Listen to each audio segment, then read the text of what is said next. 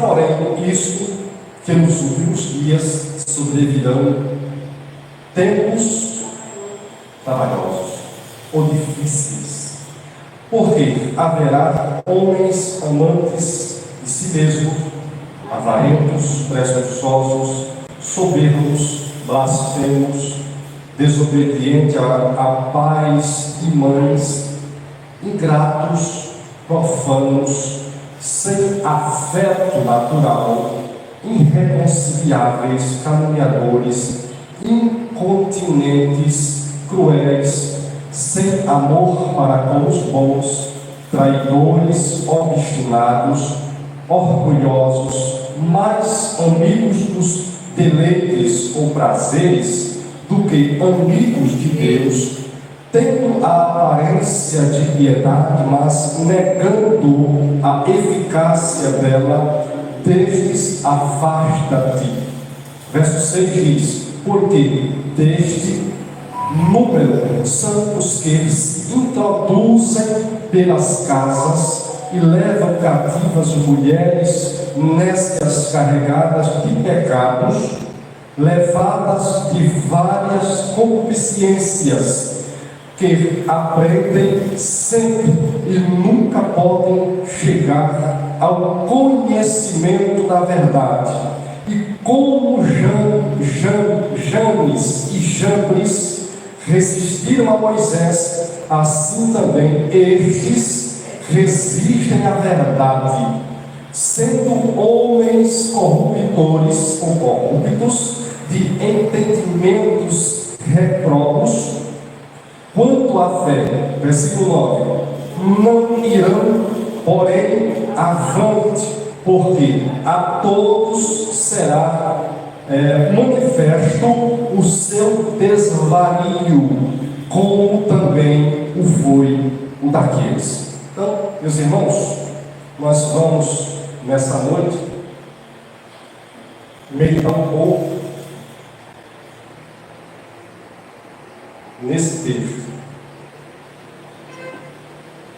com o tema: sobrevirão tempos difíceis. Esses tempos difíceis já vieram. Vai lá, Márcio. Esses tempos difíceis já vieram. Porque os últimos dias não são os nossos. Os últimos dias, eles começaram a partir de Cristo. Quando Cristo subiu a cruz e desceu a cruz e foi assunto aos céus, ali começou os últimos dias. Então, de lá para cá, nós já temos mais ou menos 2000 anos de ressurreição, morte, ressurreição e assunto ou ascensão de Jesus ao céu. Já temos mais ou menos 2000 anos. Então, os últimos tempos começou quando Jesus subiu ao céu. Só que, quando nós olhamos para a profecia bíblica, para as Escrituras, nós podemos observar que quanto mais o tempo passa, mais as coisas ficam difíceis, que é a palavrinha que nós encontramos no versículo 1. Quanto mais o tempo passa, as coisas ficam difíceis, ou quanto mais o tempo passar, tempos trabalhosos ou tempos difíceis virão. Isso aqui é uma questão que o apóstolo Paulo ele levanta aqui dentro do versículo de número 1. O apóstolo Paulo tinha um discípulo por nome Timóteo. Timóteo é conhecido como filho espiritual, ou filho na fé, do apóstolo Paulo.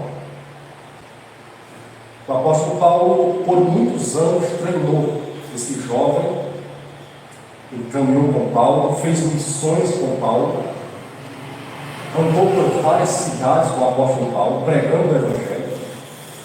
E aqui, na segunda epístola, Paulo escrevendo a Timóteo, porque Paulo escreve uma primeira e Paulo escreve uma segunda Nós estamos aqui na segunda. Nessa segunda epístola, Paulo estava preso. E Timóteo estava na cidade de Éfeso, pastoreando a igreja na cidade de Éfeso.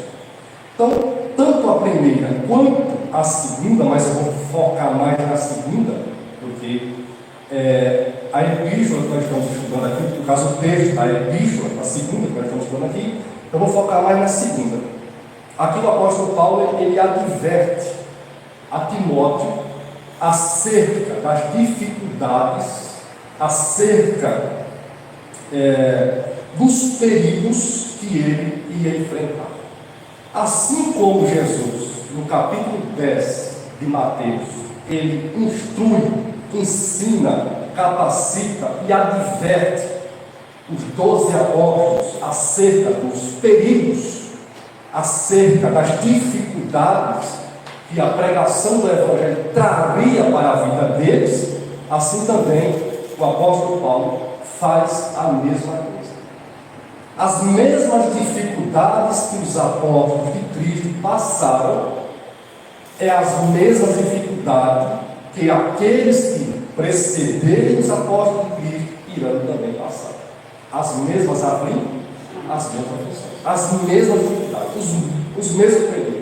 A partir do momento que uma pessoa assumir a Cristo, é uma maneira de falar, a partir do momento que a pessoa assumir um compromisso com Cristo, de seguir a Cristo, crer em Cristo, crer no Evangelho, crer nas verdades bíblicas, pregar o Evangelho, você também não só está assumindo isso, mas também você vai estar assumindo dificuldades e perigos.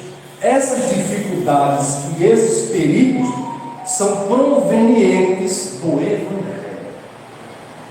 É o Evangelho que causa essas dificuldades e esses perigos. Quando nós lemos o capítulo 10 de Mateus, os versos 16 a 23, você vai ver Jesus com muita clareza apresentando para os discípulos quais seriam os perigos, as dificuldades que o Evangelho nos levaria. E aqui, no texto que nós acabamos de ler, nós podemos observar com muita clareza as dificuldades e os perigos que Timóteo também iria o quê? Passar.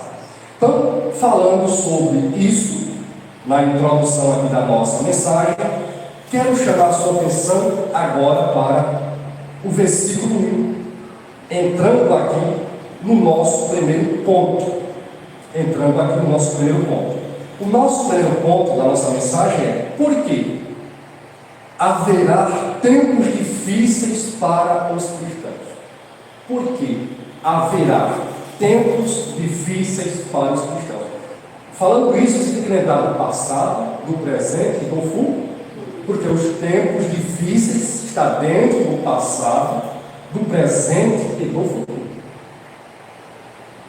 Tempos difíceis estão dentro do passado, presente e futuro. Passado já passou, nós estamos vivendo agora o presente e vai vir o futuro.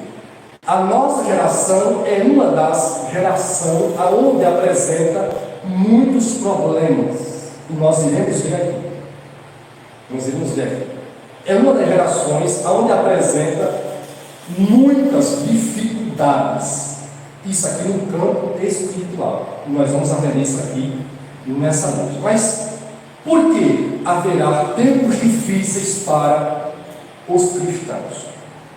Versículo 1 diz assim, sabe, essa palavra sabe, vem de saber. Ou seja, você precisa saber disso. Essa palavra sabe, vem de saber, que significa você precisa saber disso. Então Paulo estava preso em Roma, Timóteo estava em Éfeso, cuidando da igreja em Éfeso, e Paulo escreve a epístola a Paulo, dizendo: você, Timóteo, precisa saber disso. Você precisa saber disso.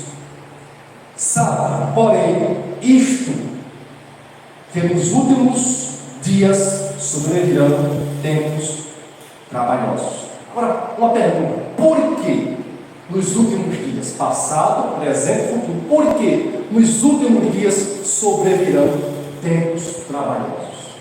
É uma pergunta. Agora vem a resposta. A fonte das dificuldades são homens que não conhecem a verdade e que resistem à verdade. Qual é a fonte dos tempos trabalhosos? Homens que não conhecem o quê? A verdade, e homens que resistem o quê? A verdade. Olha a fonte dos tempos trabalhosos. Olha a fonte dos tempos difíceis. Olha aqui as dificuldades, a fonte das dificuldades, a fonte dos perigos, a fonte dos sofrimentos, a fonte das dores, a fonte da iniquidade, a fonte da maldade, da perversidade. Homens que não conhecem a verdade e homens que resistem à verdade. Agora, uma coisa muito interessante que eu quero passar para vocês aqui, e eu não vou ter pressa para correr, se eu não concluir essa mensagem hoje, da semana que conclui, até quando Deus nos permitir. Uma coisa interessante que eu quero passar para vocês aqui é que Paulo aqui não está falando do contexto do mundo. Paulo aqui está falando no contexto religioso. O grande perigo, a grande dificuldade trazida para os cristãos aqui não vinha diretamente de fora, mas de dentro. Então, já podemos observar, à luz do Evangelho, que os cristãos genuínos, os cristãos bíblicos, os cristãos que de fato seguem a Cristo, que adoram a Ele, que são verdadeiros adoradores dele, terão dois problemas. Um problema fora e um problema dentro. Qual é o problema fora para os cristãos? Os ímpios, o mundo. O mundo é um problema para os cristãos. Quando a gente lemos o Evangelho de João, no capítulo 15, a partir do versículo 15, ou a partir do versículo 13, você vai ver ali Jesus advertindo os seus discípulos, dizendo: se o mundo de fora, se o mundo vos odeia, lembre-se que o mundo me odiou primeiro. Então, os cristãos têm um problema fora e os cristãos têm um problema dentro. Qual é o problema dentro da igreja? Qual é o problema dentro da igreja? Problema, dificuldade e perigo para os cristãos verdadeiros. Homens que não conhecem a verdade e homens que resistem à verdade. Não conhecer a verdade e resistir à verdade, isso é um grande problema para quem conhece a verdade e para quem não resiste à verdade. Se você conhece a verdade, você vai seguir o quê? A verdade. Quem é a verdade? Cristo e os seus ensinamentos. Se você conhece a verdade, você vai seguir a verdade. E você não vai resistir à verdade. Mas você vai ter um problema com aqueles que não conhecem a verdade e que não seguem a verdade. E está no nosso meio. E é exatamente isso que Timóteo precisava saber. E antes de eu dar prosseguimento aqui, eu quero aqui citar apenas 4 nomes que nós podemos encontrar aqui no texto.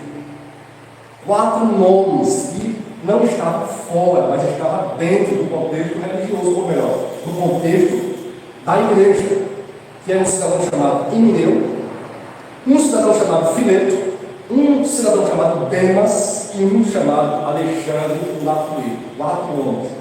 Esses 4 homens trouxeram muito problema, muito, mas muito problema para Paulo, os seus companheiros e para quem? Para a igreja. E aonde é que estavam esses homens? Himeneu, Fileto, Demas e Alexandre Latuí? Dentro da igreja. Eu não vou focar aqui nessa questão aqui, porque senão eu vou desvirtuar o raciocínio. Mas aqui está o princípio, ou aqui está a base, ou aqui está a fonte do problema pelo qual Timóteo tinha que lidar. Porque Timóteo tinha uma grande responsabilidade. Timóteo recebeu essa grande responsabilidade nada mais, nada menos que o apóstolo Paulo. Paulo instruiu a Timóteo, Paulo entregou a doutrina a Timóteo, Paulo deixou Timóteo cuidando da igreja para pregar a doutrina à igreja e defender a doutrina. Então ele estava com uma grande responsabilidade. Mas ele estava em dificuldades. Por que Paulo escreveu essa carta para ele? Porque ele estava em dificuldades. Uma das coisas que leva ao entendimento que Timóteo estava em dificuldades é porque ele era um jovem. Não era um ancião experimentado como Paulo. Um homem que já tinha as costas largas, como diz a história, as costas que aguentava cargas pesadas. Ele era um jovem pastor. Então ele estava em dificuldade. E aqui o apóstolo Paulo adverte ele várias vezes sobre a firmeza da fé. Então aqui está a fonte do grande problema. Homens que não conheciam a verdade e que resistiam o quê? Mas tem uma coisa aqui. Não conheciam a verdade, não resistiam à verdade e pregavam heresias. Pregavam o quê? Heresias. Olha só. Se você pegar aí o capítulo 2, vou só citar isso aqui por conta do nosso tempo aqui, e eu tenho que passar a mensagem que o Senhor me entregou a vocês. O capítulo 2, versículo 17 diz assim, ó, o 2,17 diz assim, ó, olha só. E a palavra desses roerá como o quê? Como gangrena, entre os quais são Himeneu e Fileto. O verso 18 diz: os quais se desviaram de quê? Da verdade. Se eles se desviaram da verdade, não estavam na verdade. Os quais se desviaram da verdade, dizendo que a ressurreição era já feita, e perverteram a fé de alguns. Olha, irmão, problema. Homens que ouviram a verdade, provavelmente pela boca de Paulo, mas não conheceram o quê? E resistiram à verdade que era pregada por Timóteo, e ensinavam a heresia. Qual era a heresia que esses homens ensinavam? Não existe mais ressurreição, a ressurreição já aconteceu. Olha que heresia daqui. A ressurreição aqui não é a ressurreição de Cristo, é a ressurreição de quem? Dos cristãos mortos, passado, presente e futuro. Então, havia aqui um grande problema, uma grande dificuldade para Timóteo lidar. Timóteo teria que lidar com homens que rejeitaram a verdade, que resistiam à verdade, que pregavam heresias. Isso aqui é o porquê haverá tempos difíceis para os cristãos no mundo. Isso aqui é o porquê haverá tempos de dificuldades para os cristãos no mundo. Hoje não é diferente. Vou só dar uma pinceladazinha por longe, não vou me aprofundar nessa questão. Nós estamos na mesma situação, ou até pior. Porque aqui nesse tempo só existia uma igreja. Era a igreja apostólica, a igreja dos apóstolos. Hoje existe o quê? Milhares de milhares, centenas de centenas de denominações. Pregando, muitas delas, uma boa parte delas, pregando um evangelho que não é o evangelho de Cristo. Mas eles têm o poder de atração, de atrair. Poder de atração. Existe gente que tem poder de atração. Já existe gente que tem poder de atração. Existe gente que tem uma capacidade terrível. Jovens, existe jovem com uma capacidade terrível de atrair moças. Já existe jovens que lutam a vida. É uma figura de linguagem muito fraca. Mas hoje, irmãos, nós vivemos em tempos difíceis. Além de nós enfrentarmos o mundo, além de nós resistirmos o mundo, além de nós batermos de frente com o mundo, nós temos também que resistir, nós temos também que bater de frente, nós temos também que ficar firme na verdade contra homens que não conheceram a verdade e que resistem à verdade e que pregam que resistem.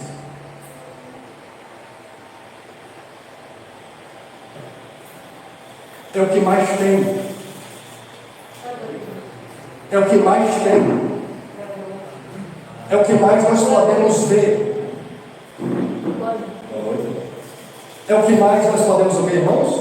Ver. Não conhece a verdade, resiste à verdade e prega heresias. E nós temos que ficar de olhos abertos quanto a isso. Só que o apóstolo Paulo, ele apresenta aqui uma situação muito grave, uma situação gravíssima, além do que eu já acabei de falar, sobre homens que resistem à verdade, homens que não conhecem a verdade, homens que resistem à verdade e homens que pregam heresias. Quando a gente observamos a partir do versículo 2, quando a gente observamos a partir do versículo 2, o apóstolo Paulo, dos versos 2 a 4, o apóstolo Paulo vai citar aqui uma lista extensa de práticas pecaminosas, que são práticas que remetem ao mundo. Quem é que pratica essas práticas? Ou quem é que põe em prática essas práticas? Senão aqueles que nunca conheceram a Cristo, ou que nunca conheceram a verdade. Mas aqui nós vamos observar Paulo ensinando a Timóteo que homens que se diziam de Deus viviam praticando essas práticas pecaminosas. E eu quero observar com você essas práticas, porque é muito importante. Nós, como cristãos, não podemos, de hipótese alguma, praticar essas práticas aqui, porque são práticas mundanas. São o que, irmãos? Práticas mundanas. Primeiro, o apóstolo Paulo diz, aqui no versículo 2, porque haverá homens amantes de si mesmos. Haverá o quê? Haverá o quê, irmãos? Homens amantes de si mesmos. Mas você sabia que a Bíblia nos ensina que nós temos que nos amarmos a nós mesmo? Só que aqui, os homens que são amantes de si mesmos, eles negam a verdade da palavra de Deus. E eu quero aqui chamar a atenção de vocês para o Evangelho de Mateus, no capítulo 22, e vamos ver o que é que as pessoas que são amantes de si mesmo, elas negam. Que verdade é que as pessoas que são amantes de si mesmo, elas negam? O Evangelho de Mateus, no capítulo 22, versículo 39. O Evangelho de Mateus, capítulo 22, versículo 39, está escrito, versículo 39, 22, 39. E o segundo semelhante a este é: amarás o teu próximo como a ti mesmo. Então o texto fala sobre nós amarmos a nós mesmos, mas também amarmos a quem? O próximo. Você deve amar o seu próximo como a você mesmo. O que nós podemos entender nisso aqui, irmão? é que amar a mim mesmo, ou somente a mim mesmo, é pecado. Eu tenho que amar a mim mesmo assim como eu amo o meu próximo. Se eu não amo o meu próximo como a mim mesmo, eu estou cometendo o quê? Pecado. E aqui eu poderia trazer a mensagem somente aqui, nesta expressão, homens amantes de si mesmo, trazendo para vocês esse texto de Mateus 22, 39. Eu podia trazer a mensagem aqui, ficar aqui, marcar com vocês aqui e trazer uma mensagem para vocês aqui, mas não posso por conta que eu tenho que correr mais para frente.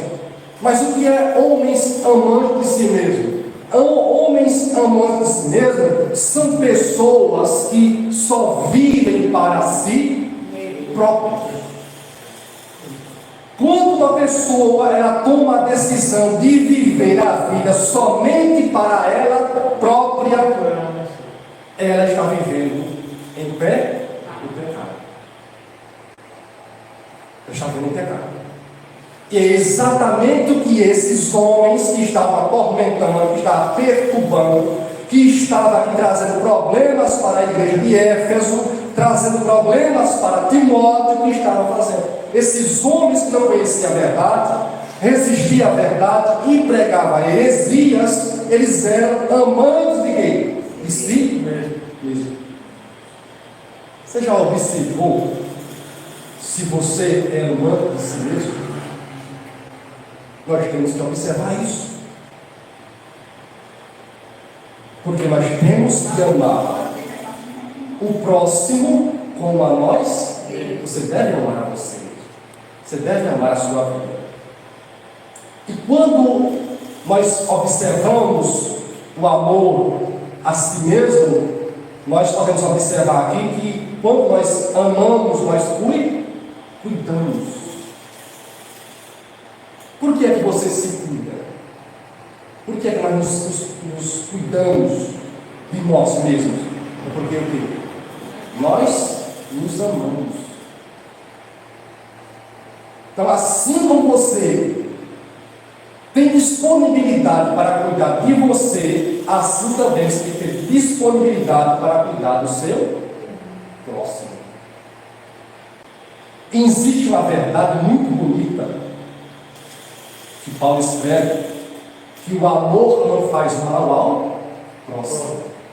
O amor não faz mal ao próximo. Então, meus irmãos, esses homens, eles eram amantes de si mesmos. E nós não podemos sermos amantes de nós mesmos. Nós temos que amarmos a nós mesmos, assim como nós amamos o nosso próximo. Ou nós temos que amar o nosso próximo, assim como nós amamos a nós mesmos. Então, não ame só a você mesmo, ame também ao seu próximo. Mas você vai ver aí, no versículo 2, que esses homens também, eles eram o quê? Avarentos. Era o quê? Vamos ver isso aqui? Avarentos. Eram amantes de si mesmo, e eles eram o quê? Avarentos. E um cristão não pode ser avarento.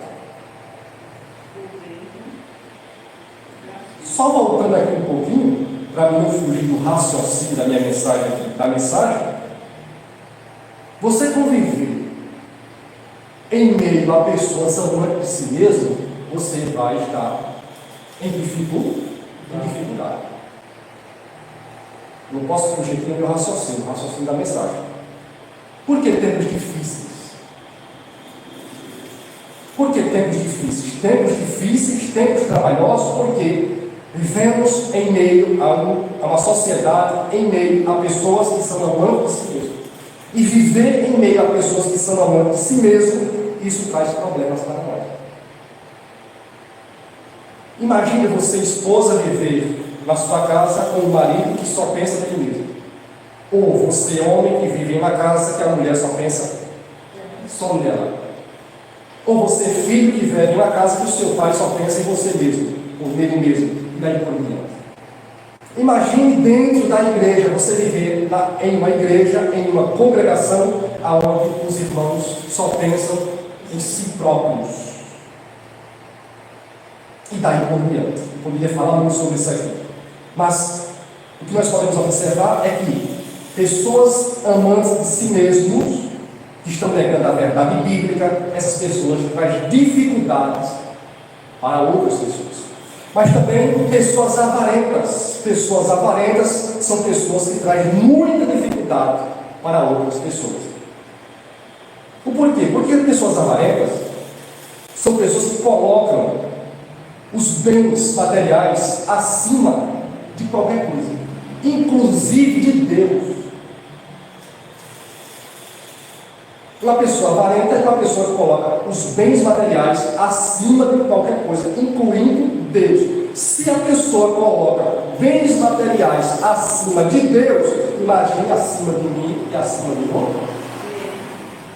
Então havia esse tipo de gente dentro da congregação, homens avarentos. Abra sua Bíblia comigo em Efésios capítulo 5. Vamos ver o que a palavra diz acerca da avareza. Você, como cristão, não pode, de hipótese alguma, ser amante de si mesmo. Você, como cristão, de hipótese alguma, pode ser avarento. Efésios capítulo 5, versículo 5. Olha o que o texto diz, Efésios 5, a partir do versículo 5, diz assim, ó. Por quê? Bem sabeis isto, que nenhum devasso, ou imundo, ou avarento, o qual é idolatria, tem herança no reino de Cristo e de Deus. O que é que Deus diz? Que nenhum avarento, a avareza é idolatria, nenhum avarento tem herança no reino de Cristo e de Deus. Ou seja, os avarentos não entrarão no reino de quem? De Cristo. Quero ficar só com a questão da avareza aqui. Há outras práticas pecaminosas aqui. Então, a avareza, ela é idolatria. Porque quando a pessoa coloca qualquer coisa, ou, no caso aqui, bens materiais acima de Deus, isso é o quê? Idolatria. A avareza é idolatria. Ou seja, os avarentos não herdarão o reino de Deus. Bem vizinho aí, Colossenses. Para você virar a página aí, Filipenses e Colossenses capítulo 3, versículo 5. Colossenses capítulo 3, versículo 5, olha só o que Paulo diz aqui, ó. Mortificai, pois, os vossos membros que estão sobre a terra, a fornicação, a impureza, a afeição desordenada, a vil concupiscência, a avareza, que é idolatria. Um cristão não pode alimentar a avareza. Um cristão tem que fazer morrer o quê? A avareza. Colocar os bens materiais acima de Deus é avareza, e a avareza é idolatria. E a idolatria, ou os idólatras, os avarentos, não herdarão o reino de Cristo. Mas a avareza também é um desejo desenfreado por ter. Não é só colocar aquilo que tem acima de Deus, ou tornar aquilo que a pessoa tem em Deus, mas a pessoa tem um desejo desenfreado por o ter. A pessoa nunca no mundo está contente com o que tem. Nunca. Ela pode ter o que tiver. Porque eu já vi pessoas, em algumas ocasiões, chamar pessoas de posse de avarento. Então, avarento é qualquer pessoa. Não importa o que ela tem, a quantidade. A avareza não está ligada à quantidade. Está ligada à pessoa ter e ser avarento. Porque se você tem pouco, por exemplo, se você tem pouco e você coloca aquele pouco acima de Deus, ou se o que você tem não lhe traz contentamento, isso é o quê? Avareza. Seja a pessoa que é bi ou a pessoa que tem pouco, não importa. Então nós temos aqui duas práticas pecaminosas que não podem estar nas nossas vidas: amar a si mesmo, somente a si mesmo, viver para si mesmo, trancadas no seu próprio mundinho e ser uma pessoa aparente. Mas também nós temos uma outra prática pecaminosa, ainda no versículo 2, uma outra prática pecaminosa que é a presunção. É uma prática pecaminosa. Homens presunçosos. O que é uma pessoa presunçosa? É uma pessoa que confia, tem confiança exagerada em si mesma. Uma pessoa presunçosa é uma pessoa que confia. É uma pessoa que tem confiança exagerada em si. Se você confia em você, você vai deixar de confiar em quem? Em Deus. Em lugar nenhum, você pode ler de Gênesis a Apocalipse, em lugar nenhum você vai ver a Bíblia ensinando você confiar em você. Mas você vai ver a Bíblia ensinando você não confiar em você. Mas uma pessoa presunçosa é uma pessoa que confia em si próprio. Mas vamos ver o que a palavra diz aqui, ó. O Salmo de número 10, versículo 4. Salmo 10, versículo 4. Você não pode ser uma pessoa presunçosa, em hipótese alguma. Se até aqui você foi uma pessoa presunçosa, você não pode ser mais uma pessoa presunçosa. Salmo de número 10, versículo 4, está escrito assim, ó. Salmo 10, 4. Os seus caminhos prosperam sempre. Os teus juízos estão longe da vista dele, em grande altura, e despreza aos seus inimigos. Aqui está falando de Deus.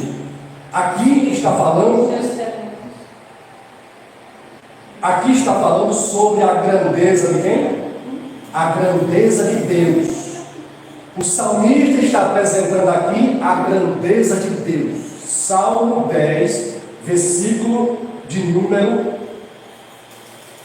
4. Salmo 10, versículo 4. Deixa eu pegar aqui. Eu li o versículo 5. Salmo 10, versículo 4. Porque aqui eu confundi aqui. Salmo 10, versículo 4, é assim, ó. Pela altivez do seu rosto, o ímpio não busca a Deus.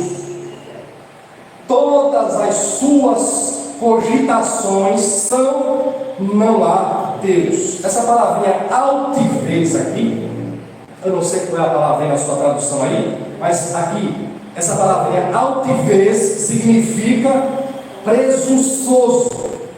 Uma pessoa altiva é uma pessoa presunçosa. Uma pessoa presunçosa é uma pessoa soberba. Uma pessoa soberba é uma pessoa que confia em si mesmo. Ela confia em si mesmo.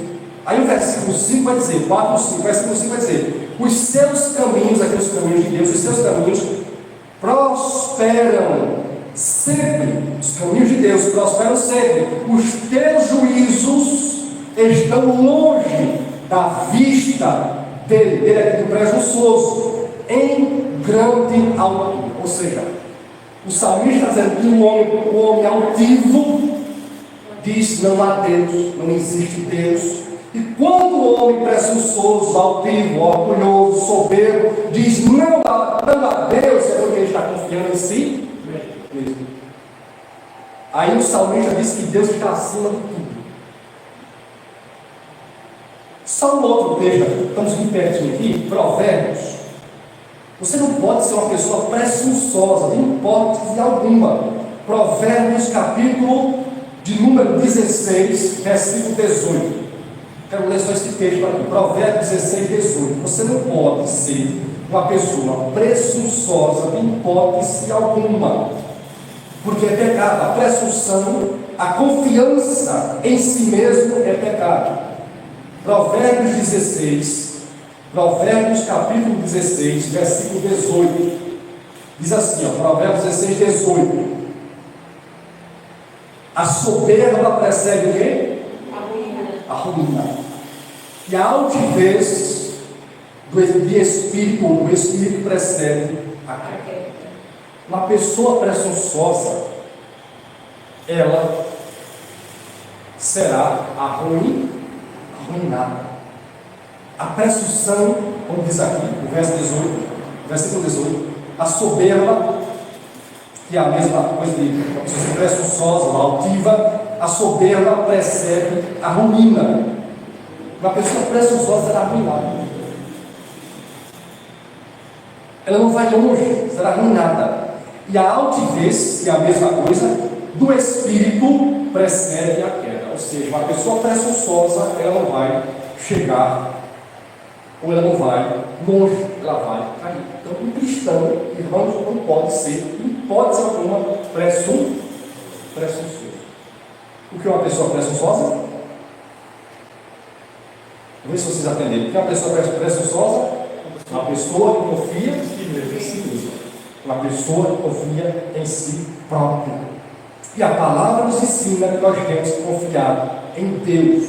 A nossa confiança tem que estar em Deus, o Senhor. Mas também nós podemos observar aí, voltando para 2 Timóteo capítulo 3, que esses homens também eles eram blasfemos. Eram o que, irmãos? Blasfemos. O que é uma pessoa blasfema?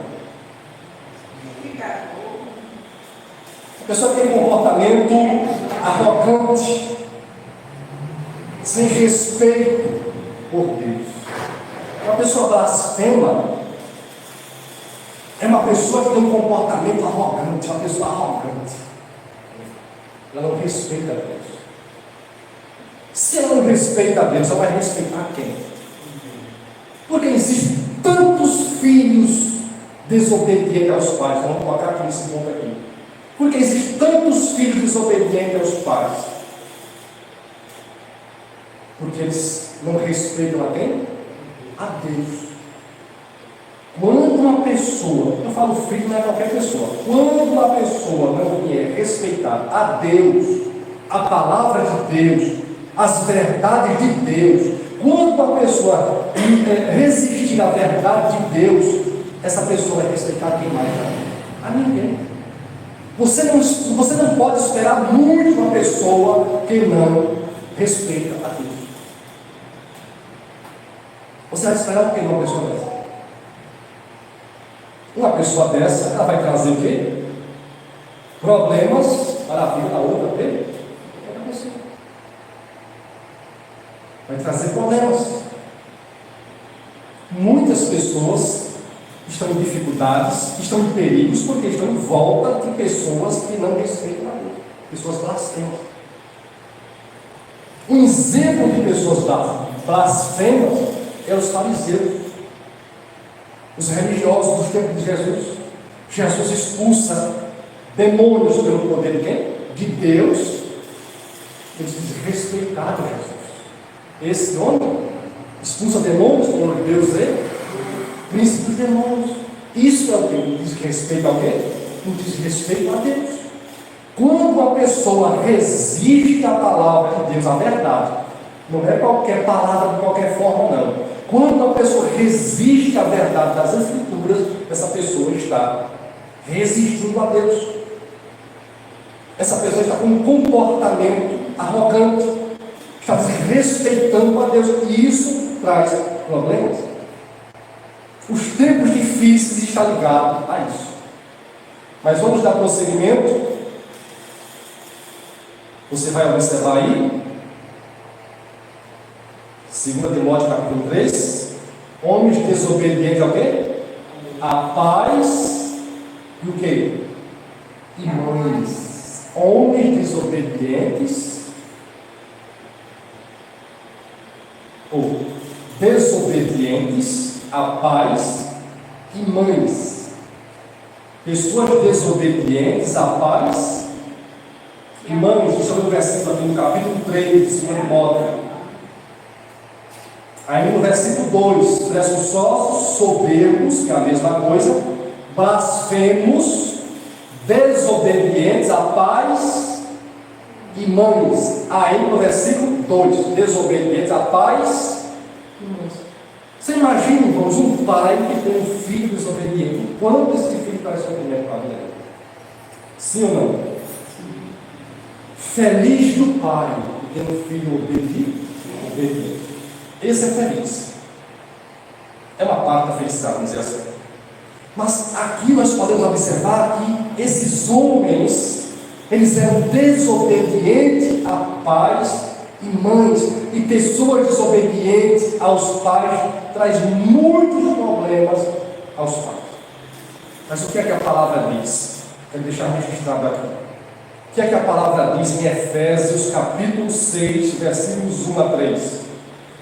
Efésios capítulo 6, versos 1 a 3. Para você que é desobediente aos pais, a pai, a mãe, para você que é desobediente aos pais, eu quero deixar para você Efésios capítulo 6, os versos 1 a 3, que diz assim: vós filhos, sede obedientes a vossos pais no Senhor. No Senhor, sim. No Senhor. Vós filhos, sede obediente a vossos pais no Senhor. Glória a Deus. No Senhor. Por quê? Isto é justo. Isto é o quê? Justo. É correto. É certo. Essa palavra justa aqui vem correto e certo. Ser obediente aos pais é justo.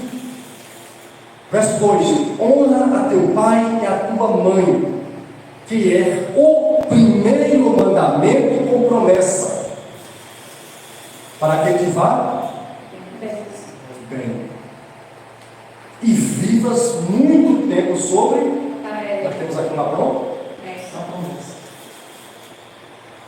É uma promessa de bênção e de vida longa. Quantos filhos não conhecem essa promessa e vivem uma vida de desobediência aos pais, e o futuro, a consequência disso é sofrimento para a vida deles, e sofrimento para a vida dos pais, e sofrimento para a vida de outros. Ou seja, uma coisa ruim vai levando a outra coisa ruim, e a outra coisa ruim vai levando a outra coisa ruim, e no final das contas todos sofrem. Todos passam por dificuldade, todos padecem. Então esses homens, eles eram desobedientes a pais e mães. E o mandamento do Senhor é que os filhos sejam obedientes a pais e mães, e honrem seus pais e suas mães, porque tem bênção de Deus para a vida dessas pessoas. Aí no versículo 2, você vai ver aí pessoas o quê? Além de desobedientes aos pais, pessoas ingratas. Pessoas ingratas. Aí no versículo 2.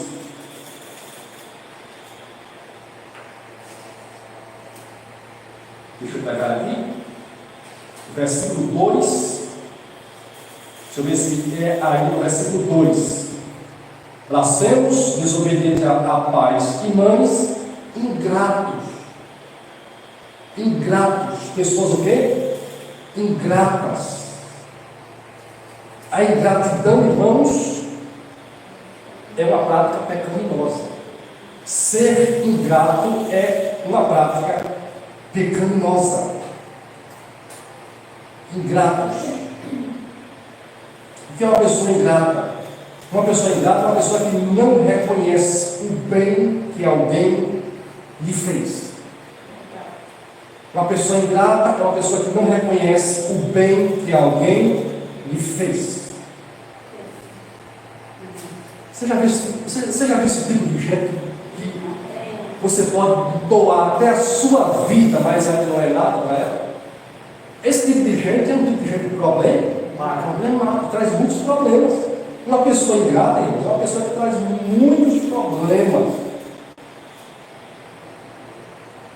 tempos difíceis? Por que tempos difíceis? Homens amantes de si mesmos, homens avarentos, homens presunçosos, homens desobedientes, homens soberbos, homens blasfemos, homens desobedientes a pais e mães, e homens ingratos, pessoas ingratas. Os tempos difíceis, os tempos trabalhosos, os tempos perigosos, os tempos de dor, de sofrimento, está ligado a isso. Uma pessoa ingrata é uma pessoa que não reconhece o bem de uma pessoa que fez. E você não pode ser uma pessoa, se você de fato é um cristão. Se você disser para um incrédulo, não seja ingrato, ele vai lhe ignorar. Mas se você disser para um cristão, não seja ingrato, ele pode te ignorar? Não, ele não pode te ignorar. Mas na igreja de Éfeso existiam pessoas ingratas. Pessoas totalmente ingratas. E a ingratidão é uma prática pecaminosa. Abra sua Bíblia comigo aí em 1 Coríntios capítulo 4. 1 Coríntios capítulo 4. Você vai ver aqui. 1 Coríntios, primeira carta de Paulo aos Coríntios, capítulo 4, versículo 7. 4, 7. Porque quem te faz diferente? É uma pergunta aqui no verso 7. Por quê? Quem te faz diferente? E que tens tu que não tenhas recebido? Outra pergunta. E se o recebeste, por que te glorias, como se não houveras recebido? Você sabia que desde o nosso nascimento existe alguém cuidando de nós? Sim ou não? Quem é esse?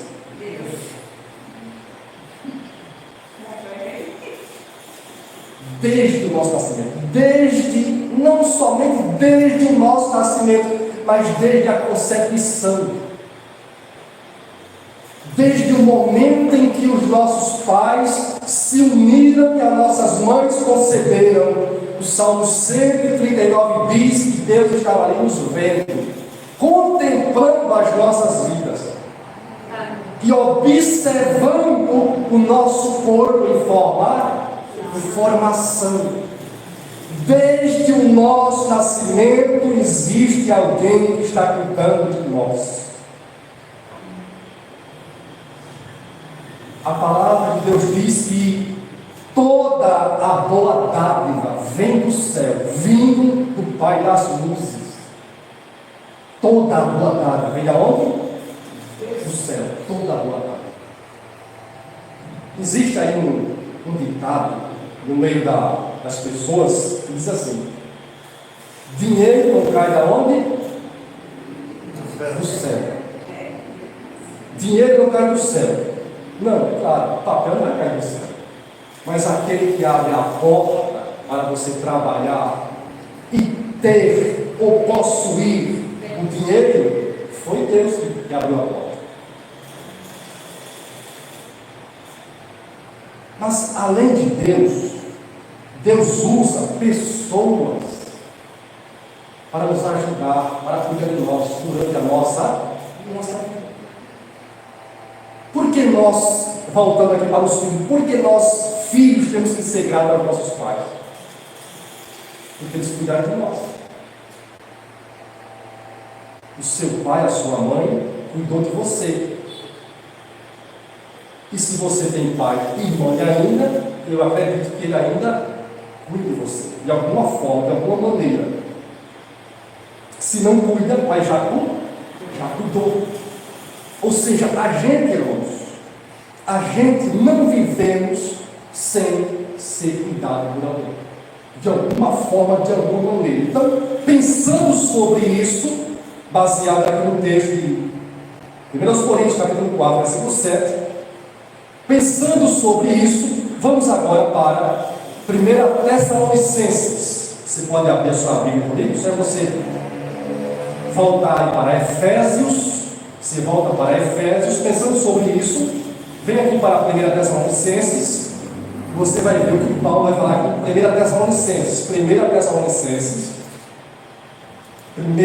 Tessalonicenses, capítulo 5, versículo 18. 1 Tessalonicenses, capítulo 5, versículo 18. Olha o que Paulo diz aqui no versículo 18. Em tudo, 1 Tessalonicenses, capítulo 5, versículo 18. Paulo vai dizer, no versículo 18.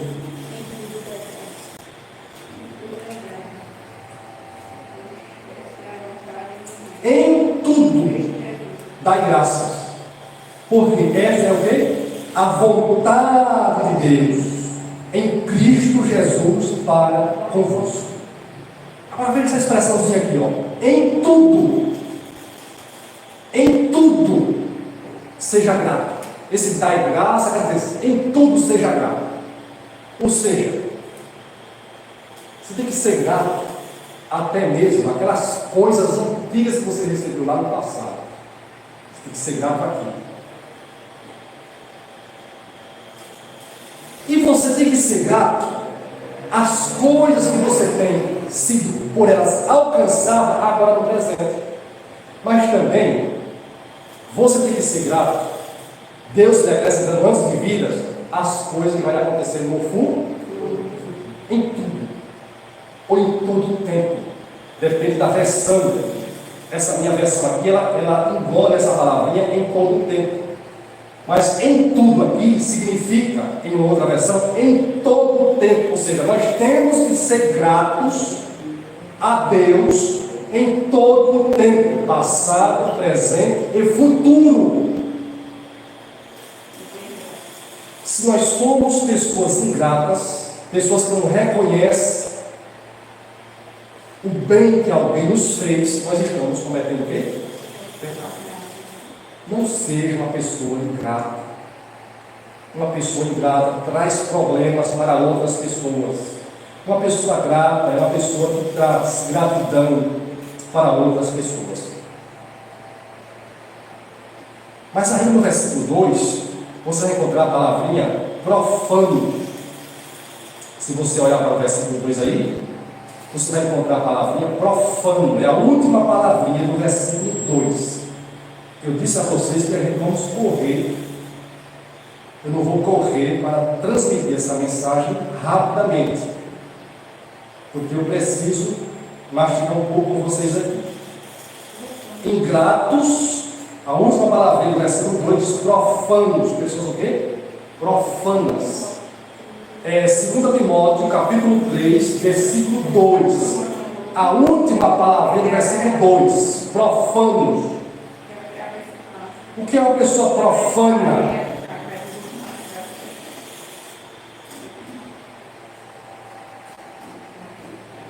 Uma pessoa profana, irmãos, é uma pessoa que desrespeita a santidade de coisas sagradas.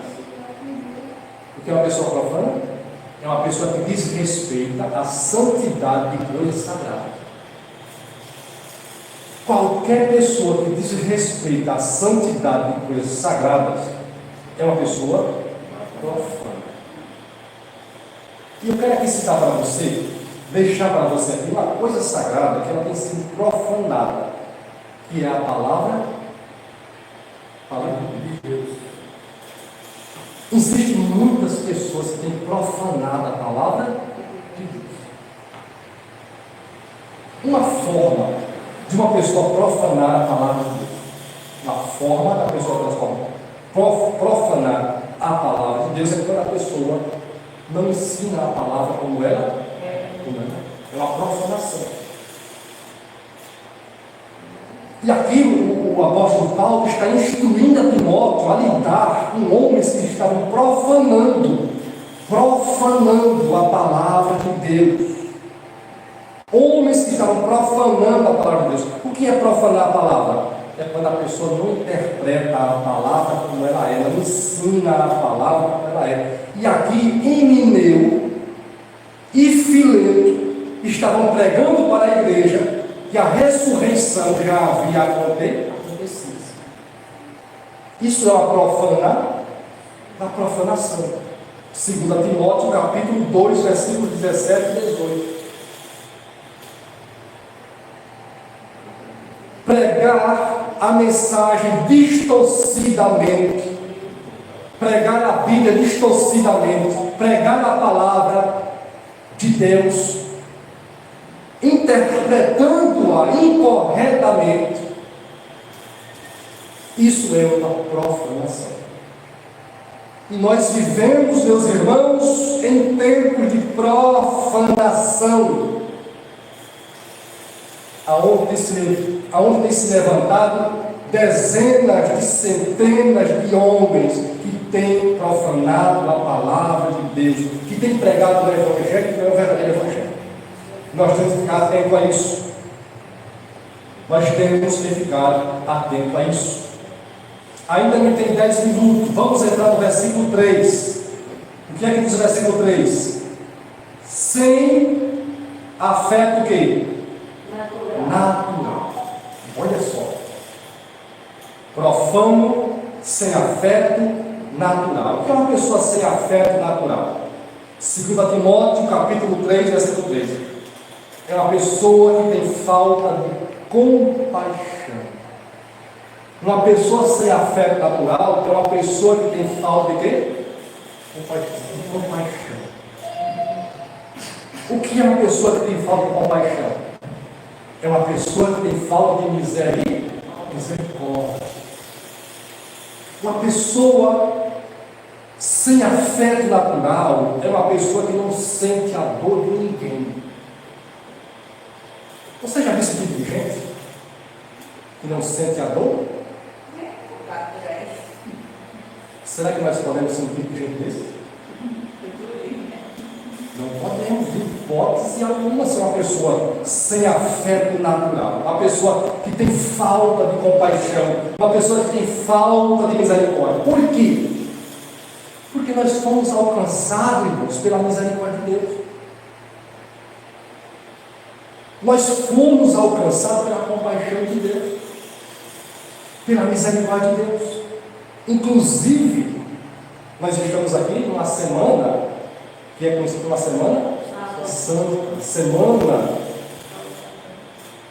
sacrificial, semana onde Jesus morreu, foi sepultado e ressuscitou ao terceiro dia. Isso é o que significa misericórdia de Deus. Isso foi a manifestação da misericórdia de Deus em nosso favor. Em Efésios capítulo 2, os versos 1 a 10, vai dizer que nós estávamos mortos em nossos delitos e pecados. Nós estávamos perdidos para toda a eternidade, mas Deus, pela sua rica misericórdia, enviou o seu Filho Jesus Cristo para morrer a nossa morte, para ressuscitar a nossa vida, para que nós viéssemos ter vida, a vida eterna. Isso é compaixão de Deus. Se Deus manifestou a sua compaixão, a sua misericórdia, o seu amor por nós, nós temos que manifestar isso ao nosso próximo.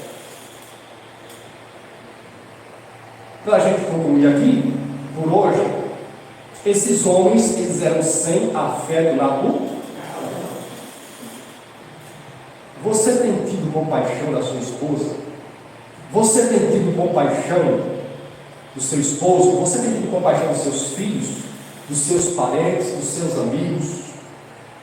Você tem tido compaixão das pessoas que sofrem, que estão à sua volta, padecendo, sofrendo?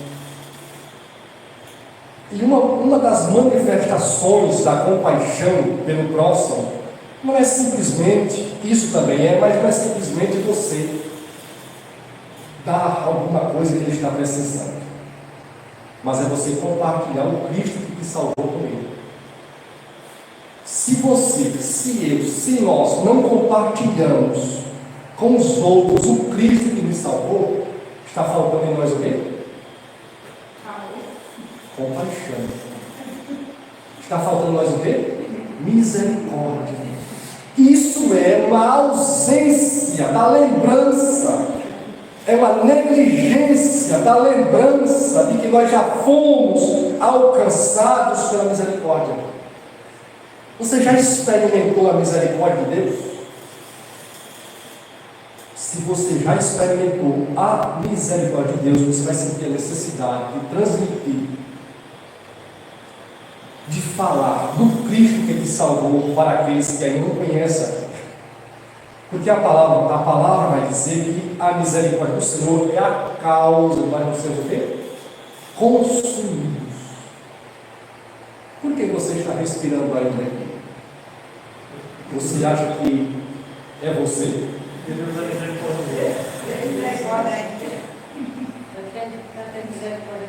Por que você acha que você está aqui com saúde? Respirando. Por que você acha que você está com seu corpo saudável? Por que você acha que você tem o seu pão de cada dia? Ou seja, por que você acha? O que é que você acha? Irmãos, é a misericórdia, é a compaixão, é a bondade, é o amor de Deus. Amém? Vamos ficar aqui no início do versículo 3. Sem afeto natural. Não seja uma pessoa sem afeto natural. Seja uma pessoa cheia de compaixão, cheia de misericórdia pelo próximo. Então, vamos ficar aqui por hoje, não temos mais tempo. Quero convidar os irmãos de pé para juntos a gente orar. Os tempos difíceis são provenientes de pessoas que não conhecem a Deus, de pessoas que resistem a Deus e de pessoas que não amam a Deus. Ó Senhor nosso Deus, eu quero, Senhor, te agradecer por esta noite, por esta oportunidade. Quero te agradecer, Pai Santo, pelo sacrifício da cruz, pela morte, ressurreição de Cristo. Quero te louvar, te agradecer pela tua misericórdia, Pai, que nos alcançou. Nós estamos aqui porque o Senhor nos alcançou com a tua misericórdia, com a tua graça. Pai Santo, quero te louvar por mais este culto em adoração e louvor ao Senhor. Quero te louvar, Senhor, pela tua palavra, que nos instrui, que nos ensina como nós devemos caminhar. A tua palavra, Pai Santo, é um método pelo qual nós temos que ser, ó Deus, transformados. Então ajuda-nos, ó Deus. Nós necessitamos da ação do teu Espírito, o Espírito Santo nas nossas vidas, Pai, transformando o nosso ser, o nosso interior, transformando, Pai Santo, a nossa natureza pecaminosa.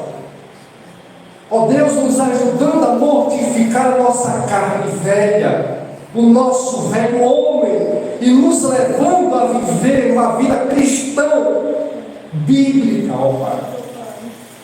Um cristão genuíno não é um cristão dentro da congregação dos santos, mas um cristão genuíno, ele manifesta a sua fé, ó Deus, aonde ele chegar. Então abençoa o teu povo, Pai, fortalece o teu povo, fortalece a tua igreja, meu Pai. Eu te apresento esses irmãos que estão aqui nessa noite, que o Senhor está abençoando suas vidas, suas casas, suas famílias, seus lares, que a graça salvadora do Senhor adentre essas casas. Os irmãos do teu canal, que o Senhor possa estar abençoando a todos, meu Pai, em nome de Jesus. Abençoa, meu Pai, a noite de cada um que está aqui, abençoa a nossa semana, Deus.